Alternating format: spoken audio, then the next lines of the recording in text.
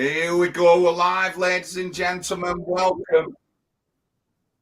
Welcome to the evening. We're live on YouTube, VK, DLive, Truvo, Twitter. And I'm here with our regulars, Paul Rimmer and Patrick McGinnis. So tonight we're going to start, we're going to get a bit of an update off Pat in a second. Then we'll talk about accountability with the police, and then we'll talk about accountability with the big banks, and then a bit about rape gangs in Rochdale. But good evening, Craig, Dave, Mark, and Peter Smith. They're fast in the chat, and welcome to the panel. So, Pat, give us an update. How are you doing? Yeah. There's a lot been happening on the party side of things. Started my campaign in London, highlighting the LTNs and the nightmare it's causing for the elderly, the disabled, and it's an absolute nightmare, the LTNs. A lot of people won't know what that is, but they've had it in London since when the COVID hit us. And what they've done is every single shortcut route you would use for the last 30 years to make your journey shorter in your car, they've closed it. And they're called lower traffic neighbourhood schemes. And it is basically, it's a communist idea to shut us down, to stop us using vehicles. There's no difference than 1978 Cambodia, going back to the year zero. They're literally just attacking everything what's dear to us, and it's causing major problems in London. And that's what I started my campaign off on.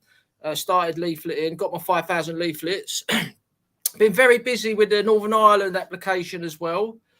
As most people will know, we put an application in to get registered in Northern Ireland because it's two separate things. You've got Great Britain and Northern Ireland. You've got to have two separate sets of accounts. And we thought it would be, just as simple as submitting the same constitution that we got the mainland registered on, but obviously it's not. They asked us to make a lot of adjustments, which at the time it was very annoying because, it's all typing and clerical work, and we had to get somebody to help us.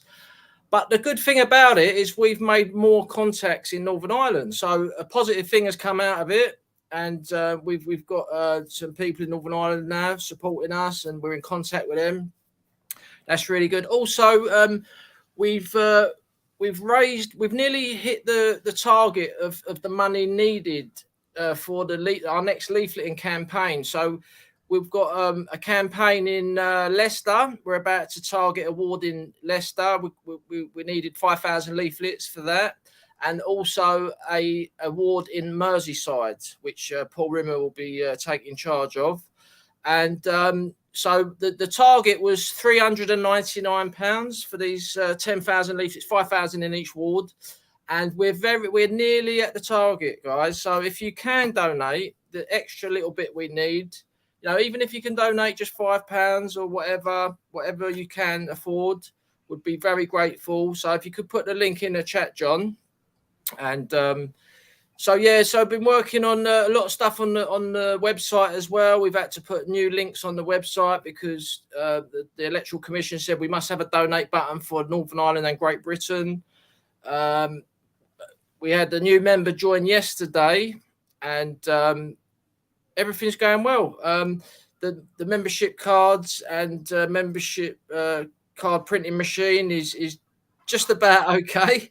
We're probably going to get a better one in the future, but membership cards are going out, new members are coming in, and everything's going good, John. And thanks to everyone who's taken part. It's not just me and John and Paul Rimmer. There's lots of other people helping out. Martin Osborne, Dave and Steph, and I won't name everyone, but there's a lot of people involved, and it's a team effort.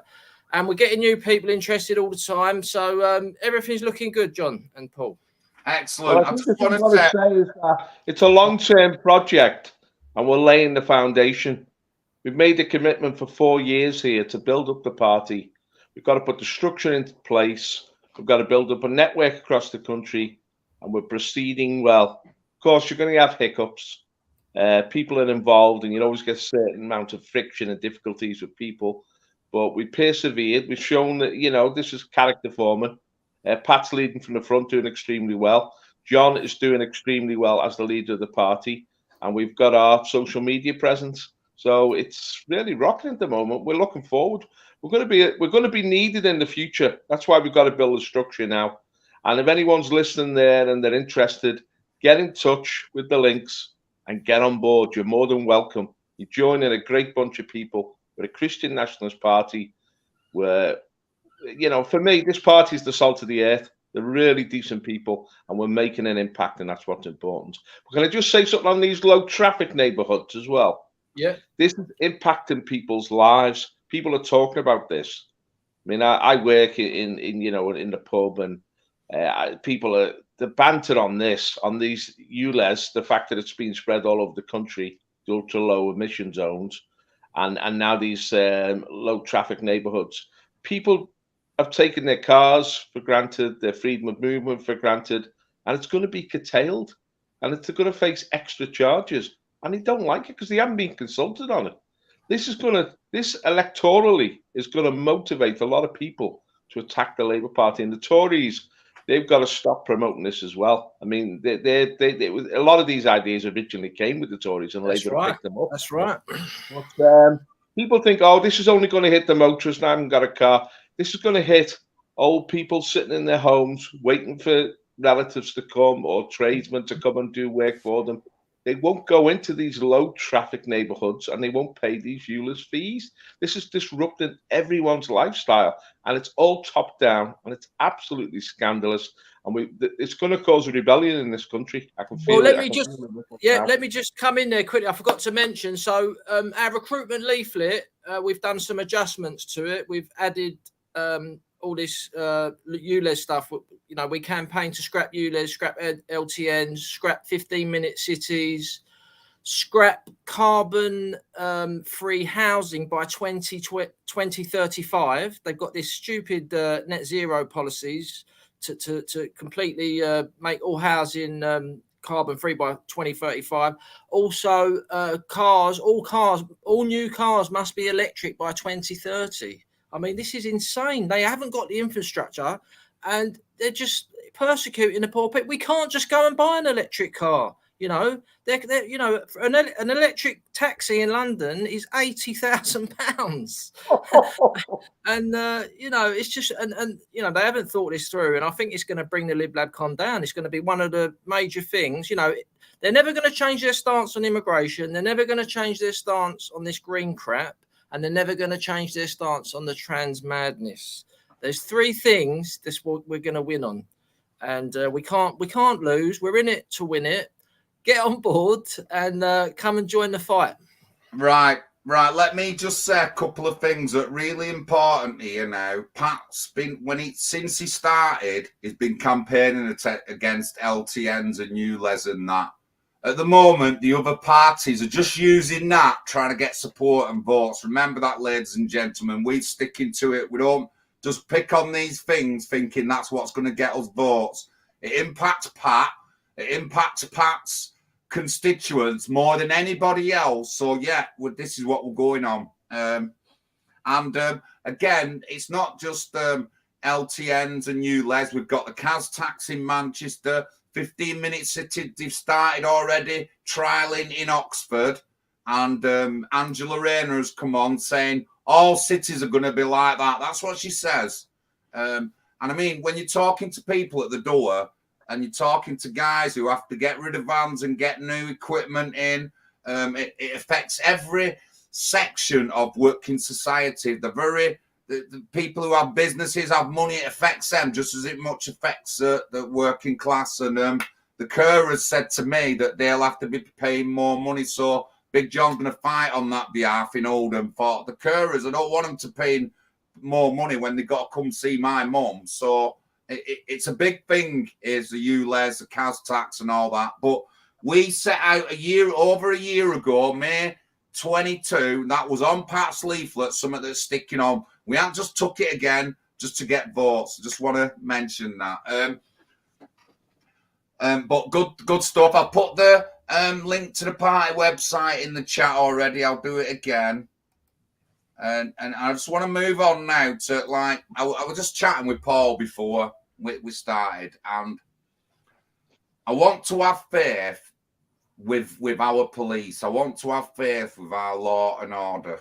I want to have faith. I really do, because I believe that the police are going to be needed and will be needed and are certainly needed in this day and age, but they've got to earn my trust and respect. And at the moment in Greater Manchester and the rest of the country, they have not done well, guys. They have not done well.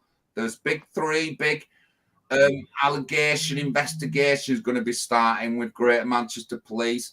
They failed victims of rape gangs and child sexual exploitation across Greater Manchester, such as places as Rochdale, Manchester, other places. They've already said this. They've really failed on reporting crimes. Since 2016, there's been over 100,000. If you want me to say the exact amount, 120,000 non-reported crimes since 2016, Greater Manchester Police, which obviously put them into special measures. I don't have to go on about the police in other towns. The Met Police are under serious scrutiny. It's come out, we've got sex offenders in the police. The people are not being vetted properly. So what are we going to do? What do the police have to do to earn my respect and trust again in the police? Paul, what do you think? Well, I stood with the police commissioner on Merseyside, and I got over 7,142 votes. And I really took the police to task. Now, the reason I stood is because the police charged me.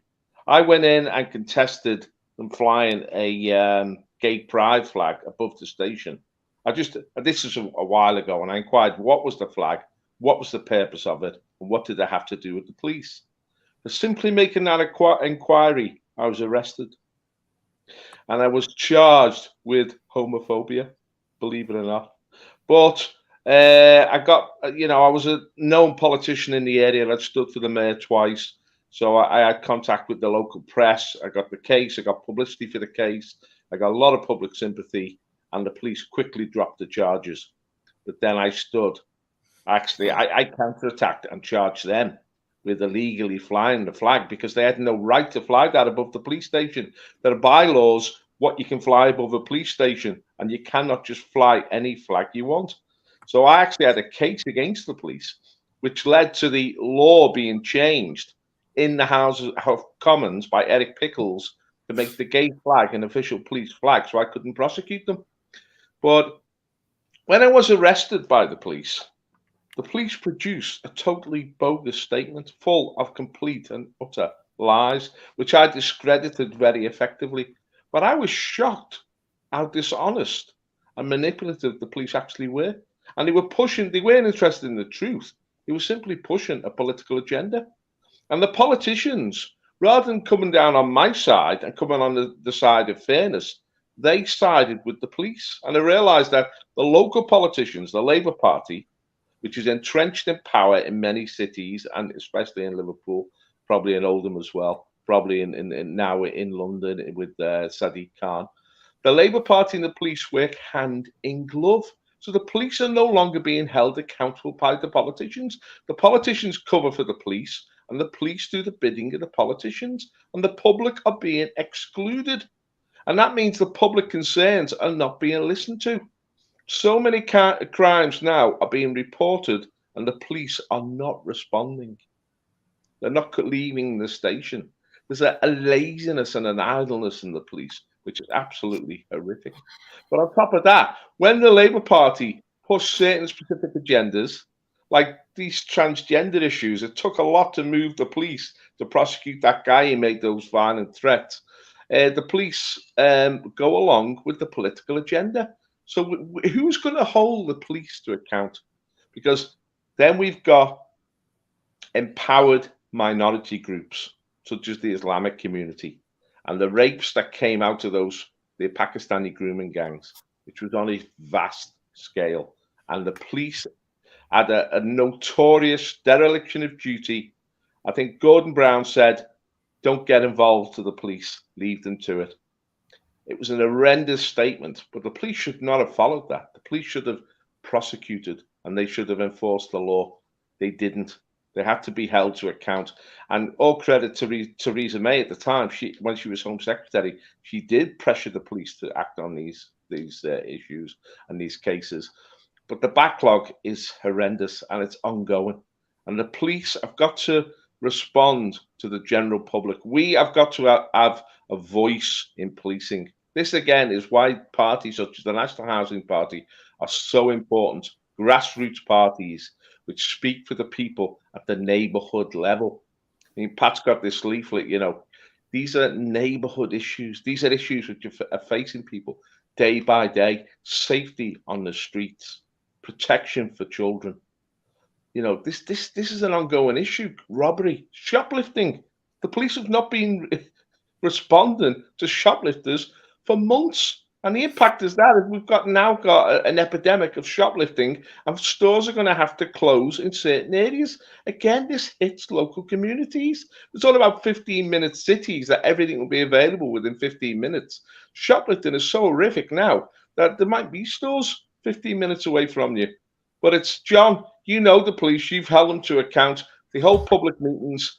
We have got to be the voice of the people. We have. Again, I've always said this. I want to have faith in the police, and I know there's some good policemen, but we've got issues. I mean, me and Pat had a bit of a discussion the other week about like diversity, how they've started hiring people who are just not policemen and who just can't do the policeman's job. You know what I mean? And the policeman to me was practically nearly always a bloke. It was a big bloke, and he wouldn't think twice about giving you a bit of a wording in the street, you know, so you wouldn't cause crime and stuff like that, or a bit of like friendly, respectful thing. The police can't even talk to people these days without getting charged with something. It's just ridiculous. Political control. Our mainstream parties do have a lot of influence on the police that shouldn't be there. Through our Liberal and Labour influence on the police is why they failed in a lot of the areas to do with child sexual exploitation.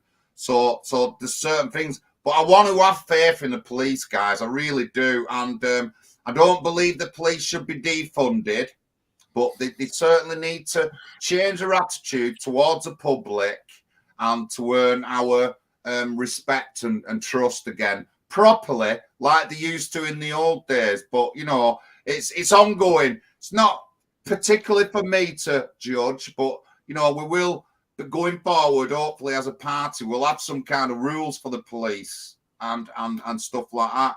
And you know, like our mainstream parties certainly do have too much influence on the day-to-day runnings of the police. They do, and policy. And the police shouldn't be. I am a bit glad in Manchester.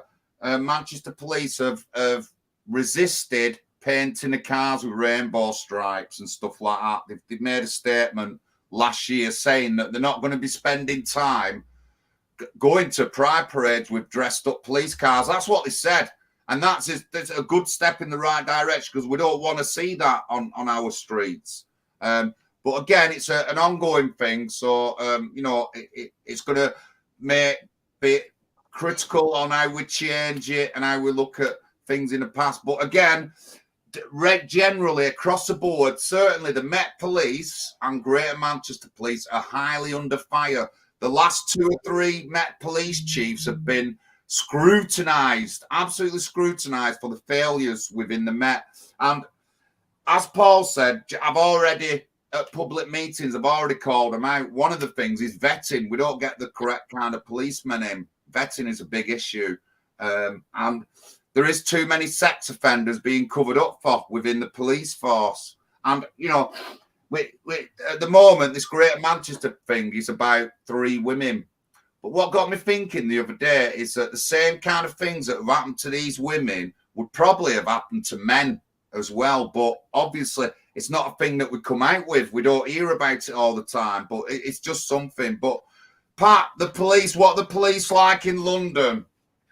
Well, it's very interesting you should raise this subject, because I was actually speaking to another member of the NC, the National Council of the NHPUK, last night, and we were discussing the mayor's role in London, Manchester, wherever, and they've got too much power. Khan basically got the commissioner sacked, or she was resigned or whatever, all because of him, because he didn't like her. And I don't know the ins and outs of the reasons why that happened, but the mayors have got too much power. The mayors have also made London 20 miles an hour. Like, the whole of London is now 20 miles an hour because of this is what the mayor wanted to do, and their far left Labour Party agenda. But saying that, the Tories are not much better, because they was happy when Boris was mayor, and these mayors can just change things too easily without the consent of the people.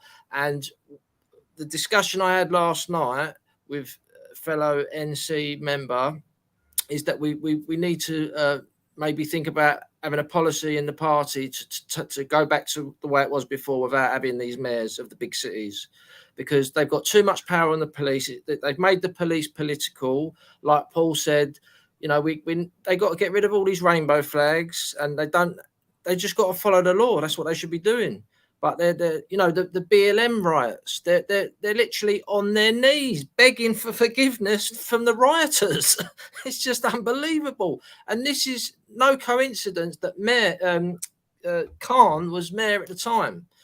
It's just a far left avalanche of ideology inflicted on the British population, and it's gone too far now. And in the next 3 years, big changes are going to happen in this country politically.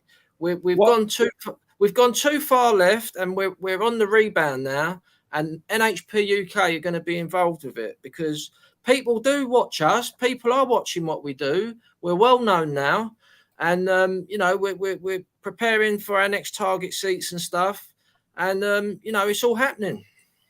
The issue I see emerging here, Pat, is something called a democratic democracy deficit, democratic deficit, or a deficit of democracy, in that the people's voice has disappeared. These politicians have become almost a ruling strata above the people. And because of the party political system, the Tories and Labour are intertwined. When I stood for the police commissioner, I was shocked how sort of it was Tweedledee, Tweedledum between Labour and the Tories. The Tories were not challenging Labour, and Labour were not challenging the Tories. They were essentially pushing the same agenda. And this meant that the police, instead of listening to the people, just listened to these two parties because they had control. We need for the people's voice to be heard again. I mean, in places like Switzerland, they hold referendums, you know, over major issues. Proportional representation. I think we need it now. We need some way to break through this stranglehold that the parties have now got on our political system, and they're excluding the public. This is why we are a populist voice. We are the voice of the people, because the people are starting to have to pay for this now. Not just in this crazy traffic laws, and 20 miles an hour in London, that's like you have to crawl through London. And if you go above that 20 mile an hour, you get fined, automatic fine. Let me emphasize on that quickly, Paul. Let me just emphasize on that quickly. So like, people don't realize how frustrating it is to, like what Paul just said, you got to drive 20 miles an hour. Say it's 2 o'clock in the morning, there's no one about, and you have to drive 20 miles an hour. There's speed cameras everywhere. They are flashing you at 22 miles an hour. You're getting flashed, right? I remember when the speed limit was 30 miles an hour, and you would be okay driving past that camera at 35. Yeah, 37, you might get flashed. Yeah, now it's 22. Your cars are not even getting out of second gear, right? What is the point of having a car? It's driving me mental, mate. I'm telling you. It's insane, isn't it? We're meant to be a lunatic asylum. And the reason that we were in the lunatic asylum is because the people's voice has been shut out. And that's why we need a populist party to shake up this establishment on so many issues. You've talked about the transgender issue. We've talked about policing. We've talked about traffic. We've talked about immigration. They just shuffle the pack.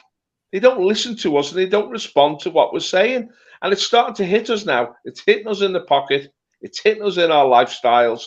And it's the people. You see, the one thing we've got left is we can still vote. And if a party like the National Housing Party puts forward candidates, this is an opportunity for the people of Britain to express a protest vote at this point. Get involved. Let's build this party up and let the people be heard again. It certainly is, Paul. Certainly is. Please like the video, guys. 33 watching at the moment, which is good count that. So, I mean, we talked about them. What's happened with Nigel Farage and the banks? Not particularly Nigel Farage, because it's happened to hundreds of people before him. I've got a bit of a controversial opinion. There's something going on behind it. And I recently found out that the public own 38% of courts. So that Westminster Bank, that West, the old business centre, that West. Yeah, it's just ridiculous how they're doing that to people, and the banks are all going to be in with this cashless society, which everyone doesn't want. So what we're going to do about the banks and how can we sort them banks out? Paul, sorry, we'll go to Pat first. Come on, Pat. Right, let me just give my comments about Nigel Farage. Right, I think the establishment realised, most people knew that Farage was part of the establishment. I mean, we're being flooded by immigration, and he's still saying we want more points-based immigration. We're being flooded with refugees. Nigel Farage is still saying refugees are welcome here. And he wanted Tony Blair to be the vaccine czar, if anyone remembers that, right? How anyone can be perceived as anti-establishment and was going to team up with Tony Blair, the pro-immigration extremist war criminal, yeah? How can, so the establishment are watching mainland Europe and they are absolutely bricking it, right? They're watching the AfD rise. They're watching Marine Le Pen rise. They're watching Sweden Democrats in government in Sweden. Unfortunately, Giorgia Meloni has been corrupted. So she can't be mentioned as one of us anymore, unfortunately. So they've realised that Farage was no longer seen as anti-establishment. So all of a sudden, Farage has his bank account shut down, and then he manages to fight the battle and win, and now he's like the hero of the anti-establishment again. So I think people need to take a step back and reevaluate Nigel Farage's history. And I'm completely against anyone's bank account being shut down, but I think that Farage, it's a bit of a coincidence. I'm not going to plainly accuse him, right? I will say openly, I don't like him. I've never supported him, but I'm not going to openly accuse him. But I think it's a massive coincidence that what's happening on the mainland, and then all of a sudden he's now the hero of the anti-establishment in this country when he's done absolutely nothing for us for years. I'll hand it over to you. So about the banks, the banks have got a lot to answer for. They have basically they are part of the mechanism. The international banks are part of the mechanism that has destroyed the Western world. We have been absolutely flooded with immigration. In my opinion, the reason being is to get more people onto these fake mortgage schemes, the mortgage pyramid scam. And the minute there's enough housing for the population is when the housing prices will come down, and that's when their fake economy will crash. So they are desperate to flood into Europe and America, Canada, Australia, as many more people as possible to keep their fake international banking cartel going. So the banking system is so much to do with what we're all against. I don't know if the only solution is going to be catastrophe with it, because will we only be able to win when it actually crashes? I don't know. What do you think, Paul? What we face at the moment is astronomical debt. People keep sort of turning away from that. We owe over 2 trillion. Went off then. Oh, me, don't know what, we've had a little bit of a flop, but just carry on. So we have to, this has put an enormous pressure on our society, and will do going forward. Just because interest rates are rising, the cost of this debt is going through the roof. Now, getting back to Nigel Farage, right? Nigel Farage has proved himself an incredibly effective single-issue campaigner. He did get us the referendum, and he did win the referendum vote. And he was the salient figure in that. I know Boris Johnson emerged at the end, but Farage was really the driving force behind UKIP and then the Brexit Party. And I give him incredible credit for that.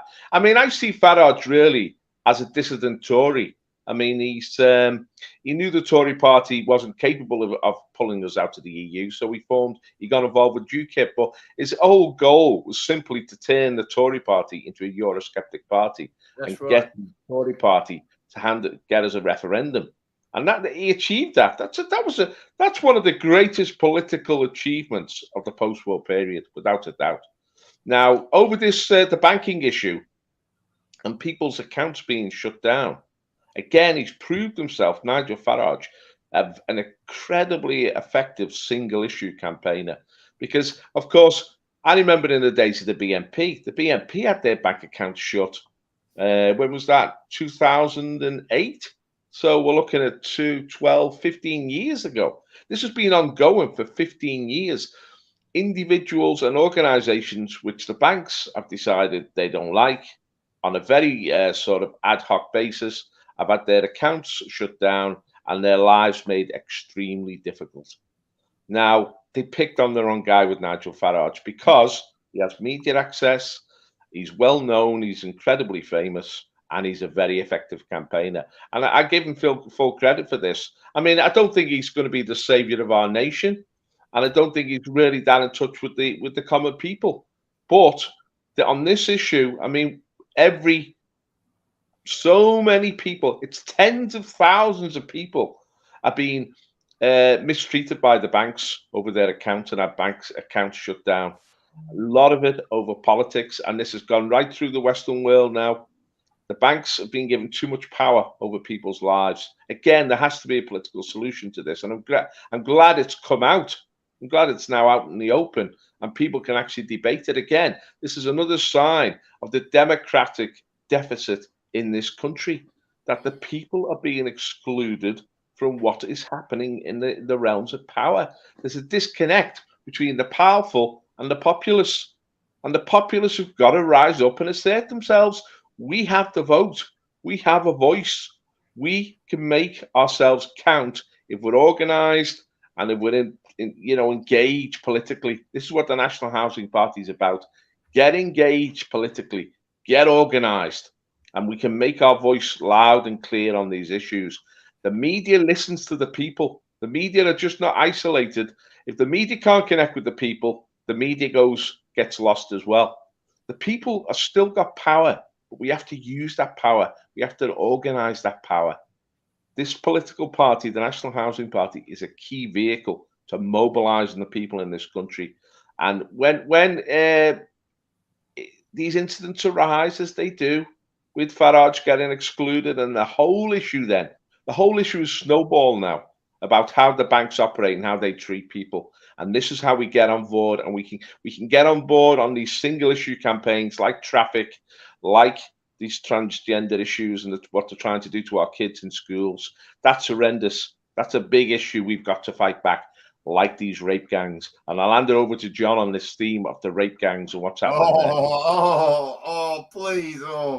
So quickly, the banking industry, if the public own 38% of NatWest, why can't the public have some say in that bank's running, which we've left for them? So we need to set up groups, lobby groups that will lobby the public to change how the banks want and stuff like that.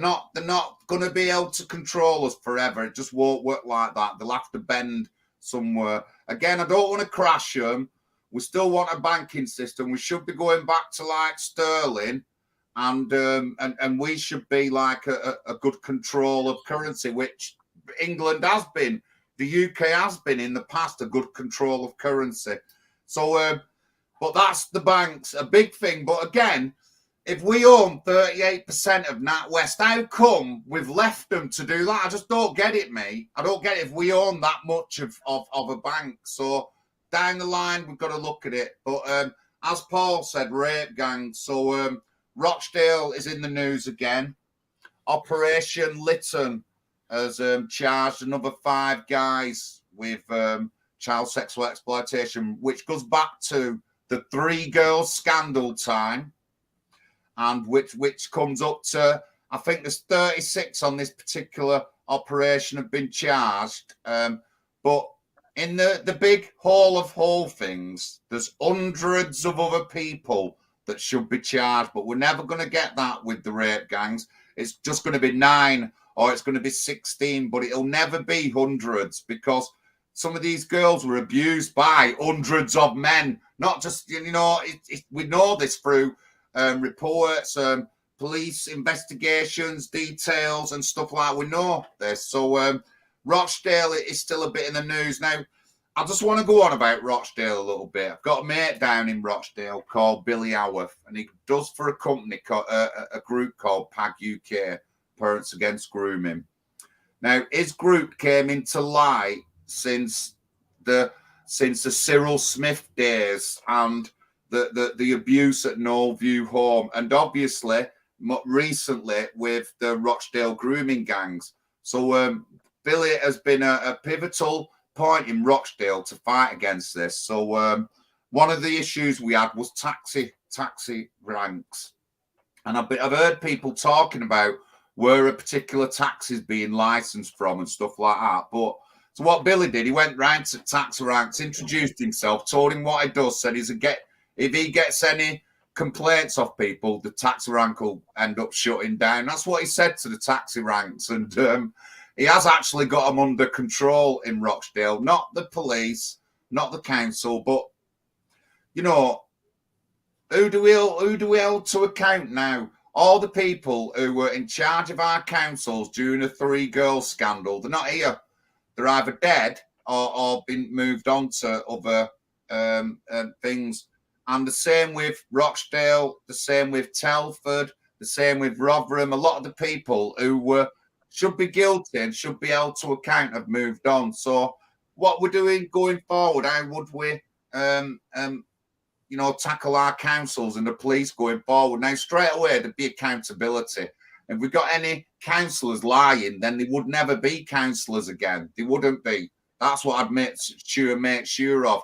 The police are being held to account now already. And with this recent thing come out in Manchester over these allegations against Greater Manchester Police, they are really under pressure to be accountable. So, but, Paul and Pat, I just want that accountability. Nobody, no top cop, no top councillor, no top social worker, nobody has ever been held to account, Paul and Pat. Nobody of any standing or anything has ever been held to account for this. And you said earlier on that it came from Gordon Brown himself to the police chiefs that, like, don't record ethnicity. That's what it said. Don't record ethnicity. And we don't want to push charging these people. That's what it said, but no accountability. And my stream's called Accountability tonight. And it's one of the things I scream for, Pat and Paul, is accountability. And I never see that accountability of anyone. So why should I give a shit what the council says, what police, why should I listen to them when there's been no accountability? Honestly, could just someone please explain to me? I just think, John, that it requires active citizens to hold these people to account. We had that Marlene Guest in Rotherham. She formed a dossier which opened up this whole grooming gang scandal. The scale of it, it involved tens, if not hundreds of thousands of girls. The nature of it, it was mass prostitution, John. These girls were being raped as kids and then being prostituted out into the Pakistani community. And it wasn't hundreds of men involved in this. It was tens of thousands. And it was all brushed under the carpet. It needed an active citizen. And the BNP got behind Marlene Guest. She was a BNP member. And they gave her the support, the wider support to make an impact. Rotherham opened a can of worms and exposed it. We need active citizens and we need political parties which speak for the people. Pat? Yeah, Marlene Guest was an elected councillor for the BNP. She is one of my heroes. And it's amazing what she did. Many other people as well. But the BNP were the first people to expose the grooming gang scandal. But what I find to notice is a lot of people kind of forget that a big part of this problem, this grooming gang scandal, a big part of it is when they actually get these young white English girls, they basically go and chat them up and have sex with them first, which is not necessarily a rape. Yeah, if they're under 16, they are, but a lot of them were over 16, and like Paul said, they then like get control of them and then start pimping them out and raping them. But what people seem to forget is because we no longer live in a Christian society and one night stands are part of the norm now, this is a big part of it because it allowed the Pakistanis to go out, pull English girls and have sex with them, which in a civilized Christian society should not be happening. So that is a big part of it. You know, this sexual revolutions is what they sometimes call it. And, you know, sex outside of marriage is a sin. We're a Christian party and we need to point this out because if we want to get back to a civilized society, people need to stop going to nightclubs and stuff just looking for sex because that's sex for fun. And that's why our birth rate has gone down because everyone's trying to have sex for fun. And, you know, that needs to be pointed out. But you know, it's unbelievable that they don't, you know, they've prosecuted the Metropolitan Police for inverted commas institutionally racism, but they'll never do that for these white grooming gangs. They were neglected because of their ethnicity. There's no doubt about it. They were ignored because they were too scared they were going to upset the Pakistani community. And this all leads back to the race relation laws what were brought in to basically pin down the native population to stop us speaking out about these things. And that's another thing was forgotten because who brought in these race relation laws? People like the Runnymede Trust and those organisations, which were Jewish organisations, I do believe. Well, so Runnymede Trust, John, it was founded by what's the MP, the Wigan MP, Lisa Nandi, her father, Deepak Nandi, the Bangladeshi Muslim. Right, yeah. So there's no doubt about it. One of the major factors of the grooming gang scandal, like I mentioned, there's a few, but one of them is the race relation laws. The police were terrified of, you know, they could have lost their career. And at the end of the day, if I was a cop, I would have lost my career because I would have spoke out about it. And I would have been prosecuted for whatever. But that's the reason they didn't intervene is because these racist witch hunts can ruin your life. They ruin your career. And this is why these things are carrying on today. It's all integrated, Pat. It's like a jigsaw. It all fits together. The whole politically correct cultural Marxist agenda. It's all aimed at emasculating the British people, really taking away their inner strength, taking away their vitality, and therefore they can be pushed aside, they can be replaced, and they can be dominated. Yeah. And So this two is of those why- issues. So two of those issues we just highlighted. That basically is now called the Equalities Act. Our policy is to scrap the Equalities Act because it is an anti-white legislation. That's what it is. So our policy is to scrap the Equalities Act, and also we are, as a party, trying to bring back Christianity to our society. So we're aware of everything, and we're a multifunctional party looking at all different things. We're not just focusing on housing. Obviously, we're called the National Housing Party. That is the main issue because of immigration, etc. But we've got a number of policies. Go and have a look on our website, nationalhousingparty.uk. And, we can hopefully be a powerful pressure group to put pressure on the parties above us to adopt our policies once we get enough support, like the BNP did. And the BNP were responsible for Brexit because they put pressure on the establishment. The establishment panicked. They promoted UKIP to stop the BNP, and bang, we got Brexit. All from voting, all from local elections. What I see as the fundamental building block is that we're a party that stands for justice, for what is right and what is fair, but also a party, righteousness, doing the right thing.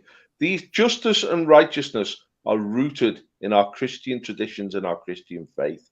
We've got to acknowledge the roots of these things and revive the roots. The tree of liberty, all this produces freedom, but there's no real freedom without justice and righteousness. And we have to revive the roots of our nation, which are Christian roots. Now, you might not be a Christian, you might be a practicing Christian, you might not be a believer, but you still believe in justice and righteousness, because without them, we're a catastrophic society. And that's the slippery slope we're going down now. We need to reverse that to give our children and our youth a future in this country. John? Thank you, Paul and Pat. Well, again, even though we're a political party, the child sexual exploitation is high on our list. Me and Pat decided that from the very beginning. We're never going to ignore this absolute disgraceful scourge in our times and that. So we'll always be reporting. I'll always be talking about it. Hopefully, going forward, we can make policies and issues to do with the party to hold people to account for a start, and not make it so easy for people to get away with this rubbish. And again, it's going to be a big part of our party. We're never, ever going to not forget what's happened to all them girls. It's just not on. And there's quite a lot going on around Rochdale, Leeds, Hull and Cumbria. So over the next year or so, I will be reporting on a couple of these cases. I will be at some of the court cases again. So watch out for social media and that. Again, there's a lot on the website. Put the website into the chat there. Please follow, like, share our stuff. If you've got any articles or anything yourself you want to say, get it emailed to us and we'll listen. We've had a few people phoning up, going around things to do with policies and stuff like that, which is it's good. We want that so we can talk, debate more about it. But yeah, so accountability, man. I'm hoping there's going to be accountability of Greater Manchester Police in this round of latest scandals. We've had a little bit of accountability with the Met Police, but nowhere near enough for me personally with what else has gone on down there, that Wayne Cousins and everything else that goes on with the Met Police. Vetting and getting the right people in charge of the police should be a priority, which is something 18 months ago I said to Chief Constable, Deputy Chief Constable and Chief Constable of Greater Manchester Police about vetting. We don't vet police officers properly, and we're not doing. There's 100 Greater Manchester police officers up for sexual misconduct kind of charges and stuff like that. It's just absolutely ridiculous. The big banks, I don't understand how we own 38% and the banks have gone and done that. So there's something wrong there, and we need to look into our state, maybe get these banks under national public control, national British public control. It's looking like a lot of things need to come under our control to get them better again. and accountability with the banks and stuff. I've lost 2 bank accounts. There's people who can't even get bank accounts now that will never be able to get a bank account. So how are they going to live? And again, accountability, guys. That's all I'm asking for is some accountability, and hopefully we will get that soon. Pat? Yeah, well, one of our policies is to, nationalise the banking system and put it in the hands of the British people, like John just said. These international bankers have got no allegiance to our country. They don't. All their allegiances is to money, and it's definitely not our nation as well, because a lot of them are not British people. A lot of these big international bankers, central bankers, they're Jewish, and that's a controversial thing to say, which is the truth, And the globalists, they're operating on a global level, and they're not interested in our national interest or the welfare of the British people. Now, personally, I'm not that in favour of nationalisation, the state taking over the institutions, but I am in favour of national control, in the sense that we don't allow foreigners to come in and buy up our assets and use them for their benefit and not for ours. But what I'd like to say is that we're raising all sorts of different issues here, which have got cutting edge at the moment. Obviously, there's a general election coming up in the next 18 months, and politics is getting the cutting edge now, because they've got to listen to the people again. They've got to resonate with the people.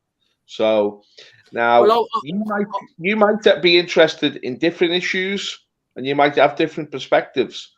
What I would say is get involved with the party, and we will enable you to develop your stance on various issues, and we will debate these issues. This is a lively party which is not closed in terms of ideology. We're open for debate and discussion, and we welcome all contributions. So if you've got an issue, a pet issue, it might be the grooming gangs, it might be the banks, it might be the transgender issue, it might be traffic issues, it might be policing issues. Get involved, and we will support you.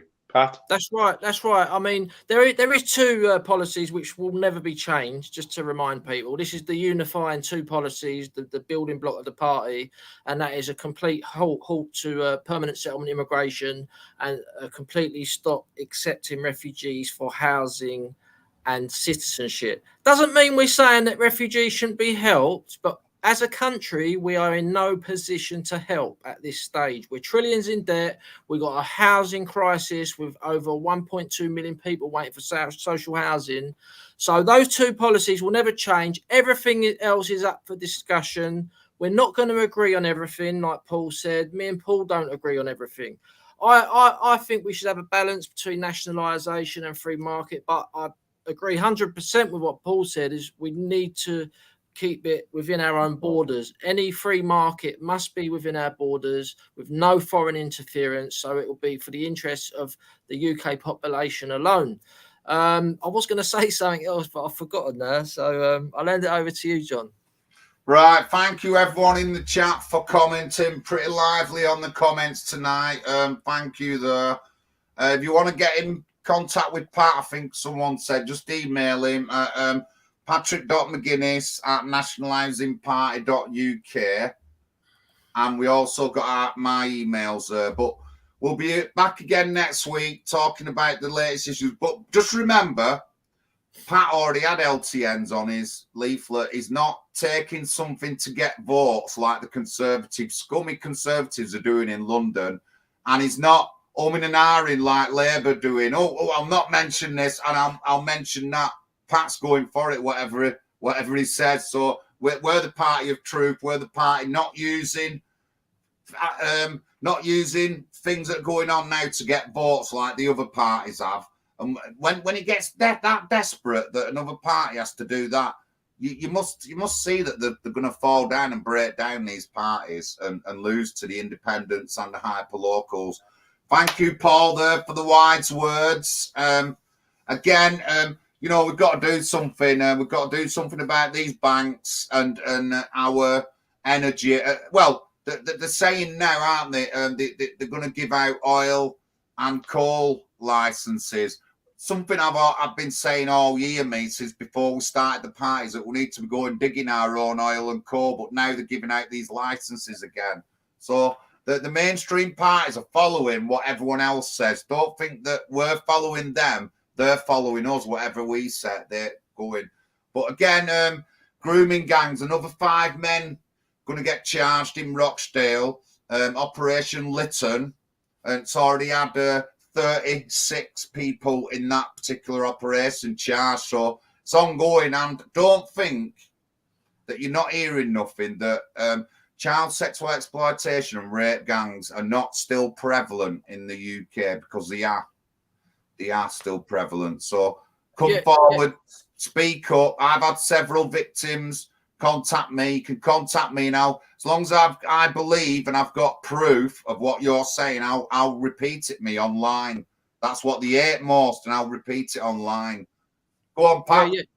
Yeah. Just wanted to remind people that we're about to get our 10,000 leaflets for our 2 target wards, one in Leicester and one in Merseyside. And thank you to everyone who's donated. We're nearly at the target of £399. We've got a few quid to go.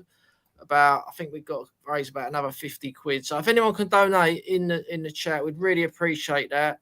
And this is what it's all about. We need to stand in elections. If anyone's watching this video live or the replay, and you're thinking about standing, there's nothing to be scared of.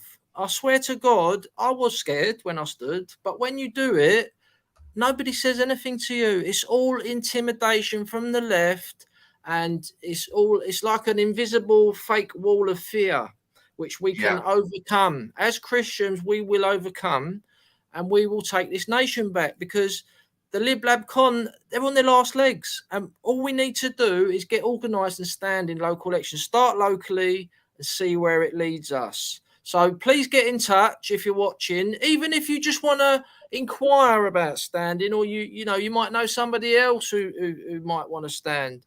We got people all over the country now. We've got people in Scotland, Northern Ireland, Leicester, Merseyside, South Gloucestershire, London. We can hopefully help you. So, if you're not going to join us, join someone else. It's not all about us. It's about the country. We want to save the country, no matter how we do it. Even if we lose, if we save the country at the same time, when we're doing what we're doing, we're still going to be happy, because we're not in it for money. We're not in it for fame. We're not in it to drive around in Range Rovers and look flash.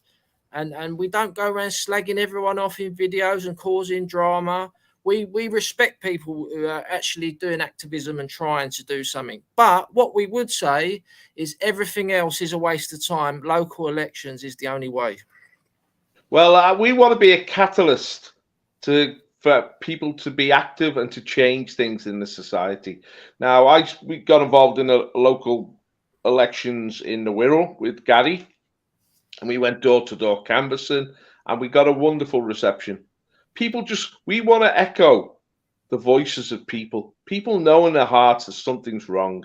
There was so many people distressed that members of their family or friends couldn't get any accommodation, couldn't find a house to start a family. People were being trapped in bedrooms, parents' bedrooms with kids. There's a real housing shortage in this country, and we heard that loud and clear in the local election campaign. And also what's going on in the schools. Now, Lodger here, he's posted something saying that the police were involved in a politicised pride march in Liverpool. They were, and that is totally unacceptable, that the police should act in that political way and promote this sexual agenda, which transgresses our traditional Christian values. We want our children to be raised properly, to have self-respect, and to look forward to a life of righteousness where they will form families and have their own children. We don't want our children to be walked by school saying, are you sure you're in the right body, or do you understand your own sexuality? These questions are not appropriate for children. And now we've seen this campaign by Costa Coffee now with their advertising campaign promoting the mutilation, the removal of breasts from women. It's absolutely despicable. It's unacceptable. And the fact that the police are now involved in this promotion as well. The police lose respect from the public when they do this. The public start to regard them with contempt. It undermines the forces of law and order, and we need order in our society. As John said, we want to support the police. We want to have a good, healthy, positive police force. The police are making it so hard for us. And I mean, haven't they got no self-respect to go on this march, promoting transgenderism? I mean, this is shocking. We've got to raise these issues. And this is why this political party is so important. Thanks, John. Thank you, Paul. Thank you, Pat. And thank you, everyone, into the chat. I've already put the link in a couple of times. I'll do it again. There's our party website. There's donation buttons on there. Thank you for tuning in. Please share the stream, comment as well. I'll see you all next week. Thank you very much. Thanks, John. Thanks, Paul. Thank you. Thanks, guys. Thank you. Guys.